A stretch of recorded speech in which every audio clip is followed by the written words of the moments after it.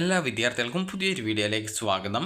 കീം 2023 പ്രവേശനവുമായി ബന്ധപ്പെട്ട്, അതായത് എഞ്ചിനീയറിംഗ് ആർക്കിടെക്ചർ പ്രവേശനവുമായി ബന്ധപ്പെട്ട് റീഫണ്ടിന് അർഹതയുള്ള വിദ്യാർത്ഥികൾക്ക് അവരുടെ ബാങ്ക് അക്കൗണ്ട് വിവരങ്ങൾ ഓൺലൈനായിട്ട് സമർപ്പിക്കുന്നതിനുള്ള അവസാന ഡേറ്റ് നീട്ടി.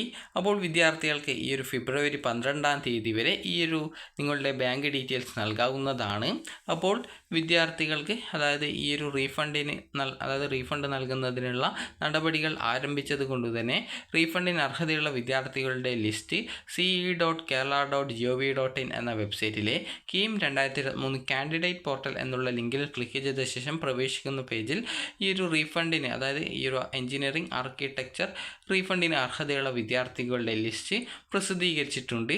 അപ്പോൾ വിദ്യാർത്ഥികൾ ആ ഒരു ലിസ്റ്റ് പരിശോധിച്ച് നിങ്ങൾ ആ ഒരു ലിസ്റ്റിൽ ഉണ്ടോ എന്നുള്ളത് നോക്കിയ ശേഷം ലോഗിൻ ചെയ്തുകൊണ്ട് റീഫണ്ടിനായിട്ടുള്ള നിങ്ങളുടെ ബാങ്ക് അക്കൗണ്ട് നൽകേണ്ടതാണ്.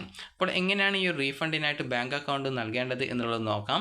അതിനായിട്ട് വിദ്യാർത്ഥികൾ ചെയ്യേണ്ടത്, ആദ്യം തന്നെ ce.kerala.gov.in എന്ന വെബ്സൈറ്റ് ഓപ്പൺ ചെയ്ത ശേഷം കീം 2023 കാൻഡിഡേറ്റ് പോർട്ടൽ എന്നുള്ള ലിങ്കിൽ ക്ലിക്ക് ചെയ്ത ശേഷം നിങ്ങളുടെ ആപ്ലിക്കേഷൻ നമ്പർ, പാസ്വേഡ് എന്നിവ നൽകി ലോഗിൻ ചെയ്യുക. ലോഗിൻ ചെയ്ത ശേഷം നിങ്ങളുടെ അവിടെ ആ ഒരു പേജിൽ പ്രൊഫൈലിൽ സബ്മിറ്റ് ബാങ്ക് അക്കൗണ്ട് ഡീറ്റെയിൽസ് എന്നുള്ള ഒരു മെനു ഐറ്റം കാണാൻ സാധിക്കും. അതിൽ നിങ്ങളുടെ ബാങ്ക് അക്കൗണ്ട് ഡീറ്റെയിൽസ് 12/2/2024 വൈകിട്ട് 5 മണിക്കൂറിൽ തന്നെ ഓൺലൈനായിട്ട് സമർപ്പിക്കേണ്ടതാണ്. ബാങ്ക് അക്കൗണ്ട് നൽകിയ ശേഷം, അതായത് ബാങ്ക് അക്കൗണ്ട് വിവരങ്ങൾ നൽകിയ ശേഷം ഓൺലൈനായിട്ട് നൽകിയിട്ടുള്ള വിവരങ്ങൾ ശരിയാണോ എന്നുള്ളത് ഉറപ്പുവരുത്തിയ ശേഷം സബ്മിറ്റ് ബട്ടൺ ക്ലിക്ക് ചെയ്യേണ്ടതാണ്. തുടർന്ന് പ്രിൻറ്റ് ബാങ്ക് ഡീറ്റെയിൽസ് എന്നുള്ള ബട്ടൺ ക്ലിക്ക് ചെയ്ത് ഓൺലൈനായി നൽകിയ ബാങ്ക് അക്കൗണ്ട് വിവരങ്ങൾ അടങ്ങുന്ന ഒരു സ്ലിപ്പ് വെബ്സൈറ്റിൽ നിന്നും പ്രിൻ്റ് ഔട്ട് എടുക്കേണ്ടതാണ്. അതുപോലെ ഈ ഒരു പ്രിൻ്റ് ഔട്ട് വിദ്യാർത്ഥികൾ ഭാവി ആവശ്യത്തിനായിട്ട് സൂക്ഷിക്കേണ്ടതാണ്. വിദ്യാർത്ഥികൾ ഓൺലൈനായിട്ട് സമർപ്പിക്കുന്ന ബാങ്ക് അക്കൗണ്ടിലേക്ക് റീഫണ്ടിന് അർഹതയുണ്ടെങ്കിൽ തുക ലഭ്യമാകുന്നതായിരിക്കും. ഈ ഒരു ബാങ്ക് അക്കൗണ്ട് നൽകുമ്പോൾ വിദ്യാർത്ഥികൾ ശ്രദ്ധിക്കേണ്ടത്, വിദ്യാർത്ഥി നൽകുന്ന ബാങ്ക് അക്കൗണ്ട് വിവരങ്ങൾ വിദ്യാർത്ഥിയുടെയോ അല്ലെങ്കിൽ രക്ഷിതാവിൻ്റെയോ പേരിലുള്ളതായിരിക്കണം. ഓൺലൈനായിട്ട് സമർപ്പിക്കുന്ന ബാങ്ക് അക്കൗണ്ട് വിവരങ്ങൾ ശരിയാണെന്ന് നിങ്ങൾ ഉറപ്പ് വരുത്തിയ ശേഷം മാത്രമേ സബ്മിറ്റ് ചെയ്യാവൂ. അതുപോലെ തന്നെ സേവിംഗ് ബാങ്ക് അക്കൗണ്ടിലേക്ക് മാത്രമേ റീഫണ്ട് ലഭിക്കുള്ളൂ.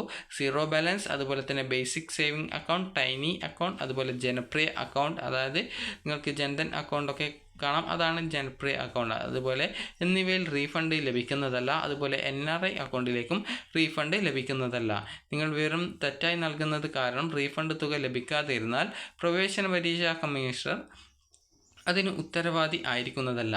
അക്കൗണ്ട് വിവരങ്ങൾ കൃത്യമായി നൽകാത്തവരുടെ തുക ഒരു അറിയിപ്പില്ലാതെ തന്നെ സർക്കാരിലേക്ക് മുതൽ കൂട്ടുന്നതായിരിക്കും. നിങ്ങൾക്ക് എന്തെങ്കിലും ഡൗട്ട് ഉണ്ടെങ്കിൽ ഈ ഒരു നമ്പറിൽ കോൺടാക്റ്റ് ചെയ്യാവുന്നതാണ്.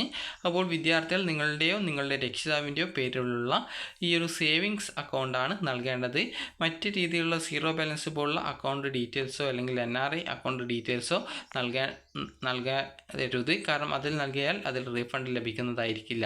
അപ്പോൾ വിദ്യാർത്ഥികൾക്ക് ഈ ഒരു വീഡിയോ ഉപകാരപ്രദമായിട്ടുണ്ടെന്ന് കരുതുന്നു.